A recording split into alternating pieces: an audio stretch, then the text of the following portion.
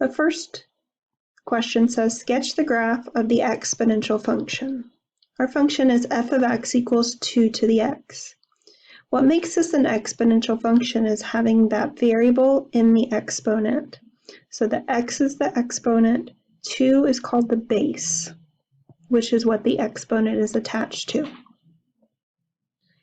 So the question first wants us to fill in this table of values. So it's giving us a group of x values, and we're supposed to find the y values.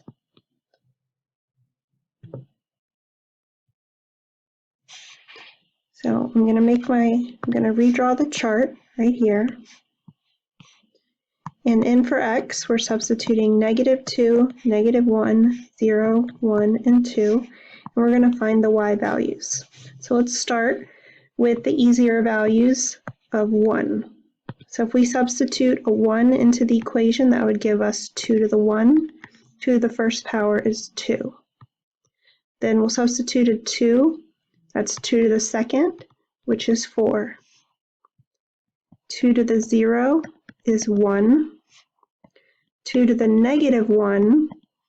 Having a negative in the exponent means reciprocal of the base. So the reciprocal of 2 is 1/2. And we have 2 to the -2. So we've got a negative, so it's going to be reciprocal, but this time I still need to square it. 1/2 squared would be 1/4.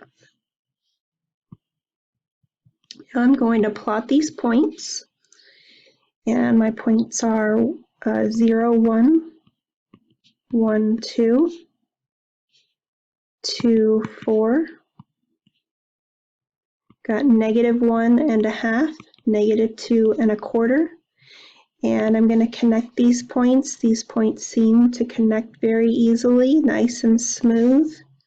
Now we think about what's happening if we want to continue this line. So what I'm saying is if I choose values along this path here, -1, -2, like -3, what's going to happen is we'd get -1/8, not -1/8, +1/8. So what's happening is this curve is getting closer and closer and closer to 0 without ever touching it. And because that's happening, we have an asymptote, a horizontal asymptote that is right on top of the x-axis. That's a horizontal asymptote at y equals 0. On the other end, if we think about on this side of the axis, where our x's are getting larger and larger, for instance, if x was 3, y would be 8. So this portion of the curve is blowing up to infinity very quickly. And so looking at these graphs, it looks like answer choice D is the right one.